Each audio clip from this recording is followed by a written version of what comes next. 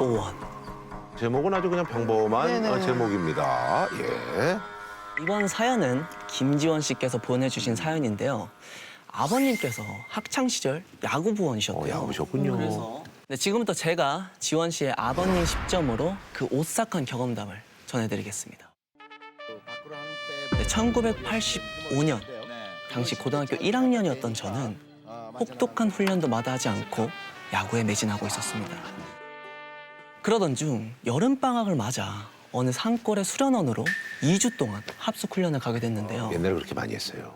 어떤 훈련에도 군소리 한 번 안 하던 저였지만 딱 하나 그 훈련만은 피하고 싶었어요. 그건 바로 야간 담력 훈련이었습니다. 아우 무서워 그거. 엉덩무지 돌고 그랬었어.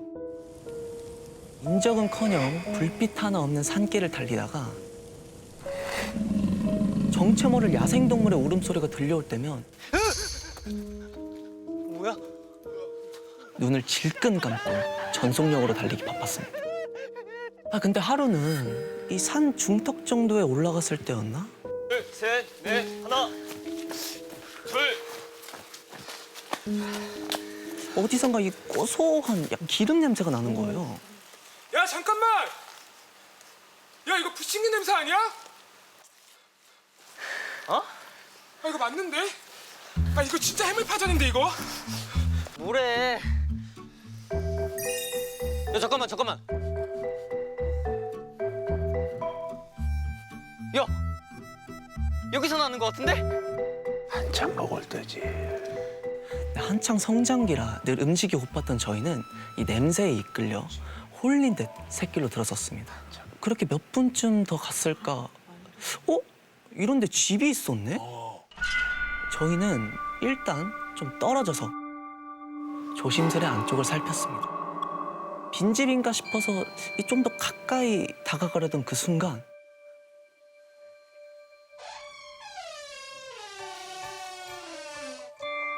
할아버지 한 분 나오시더라고요. 사실 있었네. 그러더니 이 소중한 물건을 다루듯 무언가를 꺼내서는 할아버지 신발 옆에 조심스레 올려두셨습니다. 뭘 두고 가신 건가 싶어서 자세히 보니까 여자 구두였습니다.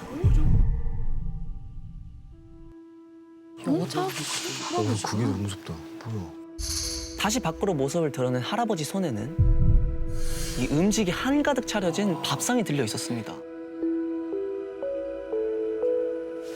야 저거 뭐야? 내가 전이라고 했지?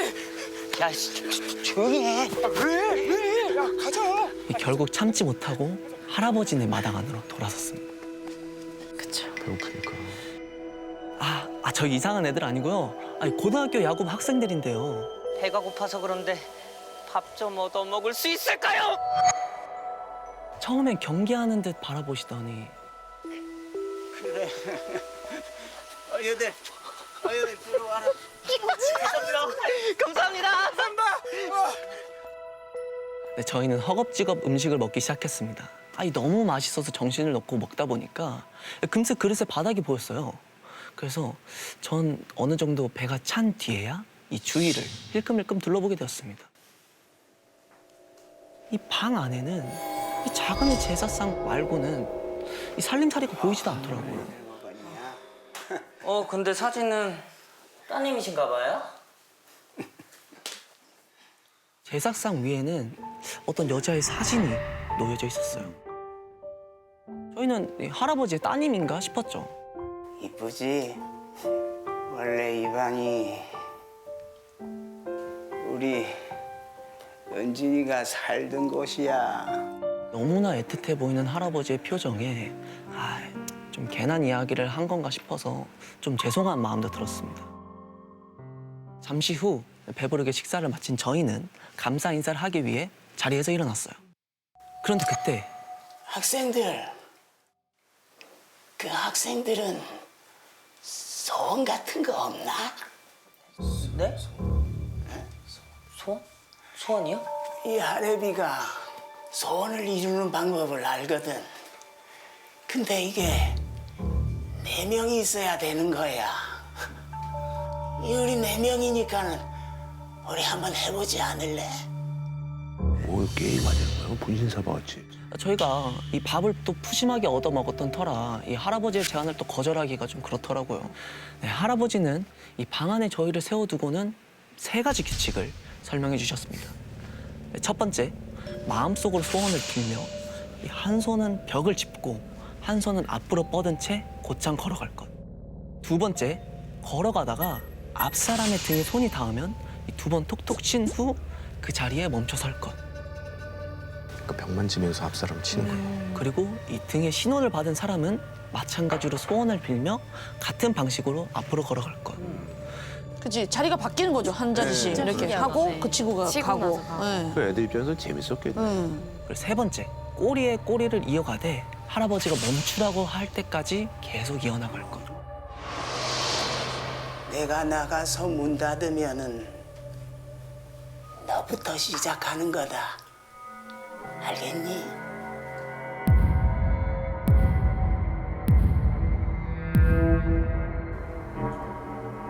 네.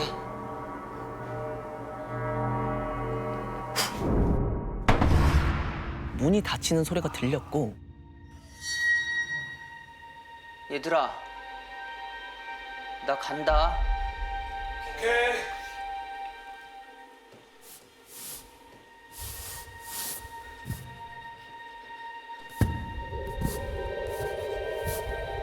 저는 칠흑 같은 어둠 속에서 이 더듬더듬 벽을 짚으며 걷기 시작했습니다.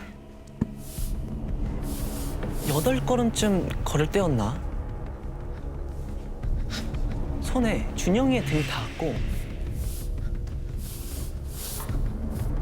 그 자리에 멈춰 섰습니다. 슥슥 이 준영이가 벽을 짚고 앞으로 나아가는 소리가 들렸어요. 저희는 오로지 서로의 등과 손바닥의 감각에만 의존한 채 깜깜한 방 안을 말없이 돌고 또 돌았습니다.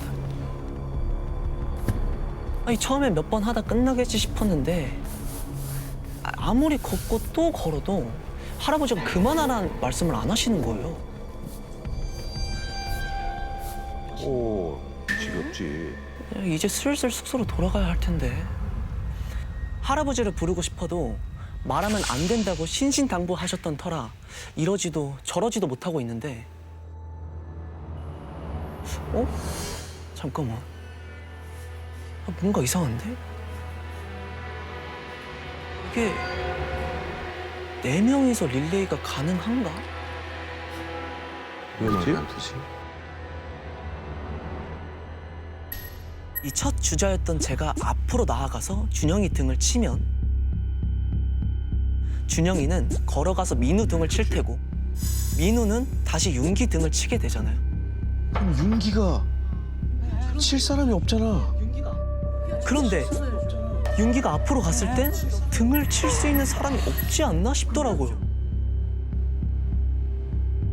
아, 이게 도는 게 아니라 멈춰야 되는구나. 멈춰야죠 끝나야 되는데. 근데 계속 어떻게 한 거야? 그럼 여태껏 내 등을 쳤던 사람은 누군 거지? 손끝에 닿는 순간 몰려오는 이 차가운 느낌. 저는 겁에 질려서 천천히 뒤를 돌아봤고 거기엔 아무도 없었습니다. 그 딸인가 봐 딸인가 봐.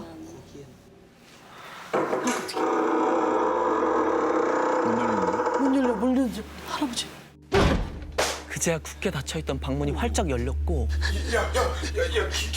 김현재, 너 언제 거기까지 갔어? 너가 방금 내 어깨 쳤잖아. 이 숨막히는 정적을 깬 건 할아버지의 목소리였습니다. 왔어. 할아버지가 아무도 없는 구석을 바라보며 환하게 웃고 계셨어요. 퍼뜩 정신이 든 저희는 소리를 지르며 방 밖으로 뛰쳐나왔습니다. 못 있지. 그런데 정신없이 신발을 구겨 신다가 저도 모르게 방 안쪽으로 고개를 돌려봤는데 액자를 끌어안은 채 빈 방 안에서 활짝 웃으며 은진이 어디 있니? 갑자기 따님을 찾아대는 할아버지 어깨 너머로 은진이 어디 있니? 은진아. 은진이 어디 있냐? 이 사진 속 그 따님의 얼굴이 보이기 시작했다는 겁니다.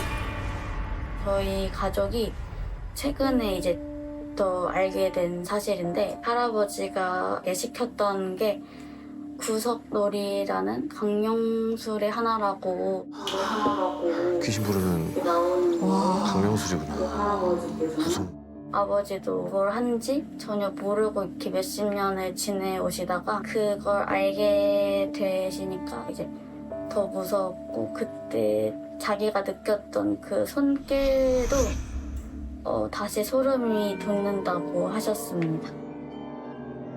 머리에 쥐가 나는 듯한 공포를 느낀 저는 이 정신없이 도망가는 친구들과 함께 뒤도 돌아보지 않고 산길을 내달렸습니다.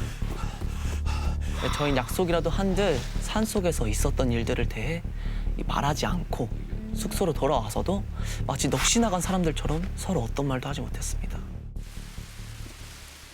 그렇게 나흘째가 되던 밤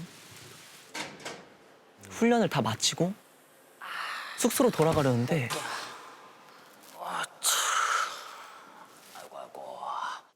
도망쳐. 저밖에 없는 복도에서 어디선가 이 여자 목소리가 들려왔어요. 안 돼, 돌아보지 마.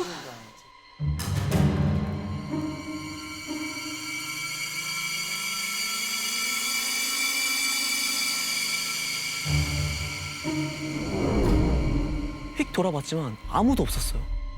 뭐야? 순간 겁이 확 나서 걸음을 재촉하려던 그때 얼음장같이 차갑고 하얀 손이 제 등 뒤에서 이렇게 뻗어나와서 어마어마한 힘으로 제 얼굴을 뒤로 젖혀 당기기 시작했습니다.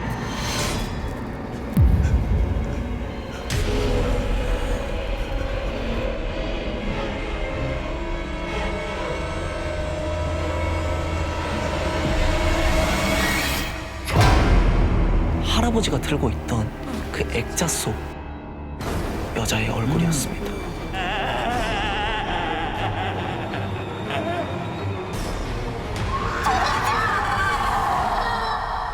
절규에 가까운 여자의 비명소리에 귀가 찢어질 듯 아파왔어요. 뒤로 꺾인 목덜미와 이 귀에서 느껴지는 엄청난 통증에 전 그만 정신을 잃고 말았습니다. 제가 눈을 뜬 건 다음날 아침이었어요. 전 당장 코치님께 달려가 제발 집으로 보내달라고 사정을 했습니다. 코치님은 제 상태가 심상치 않다는 걸 느끼셨는지 수련원 관리실에 전화기를 빌려 저희 부모님께 연락을 해주셨어요. 그런데 그때 옆에서 통화 내용을 가만히 듣고 있던 관리인 아저씨가 펄쩍 뛰며 놀라시는 거예요. 학생, 산에 갔었어? 네. 왜요? 아니, 몇 년 전에 이 동네에 처녀 하나를 납치해서 못쓰질 한 놈. 그놈이 진역 살고 나와서 영진아, 그 산에 들어가 살고 있잖아 지금.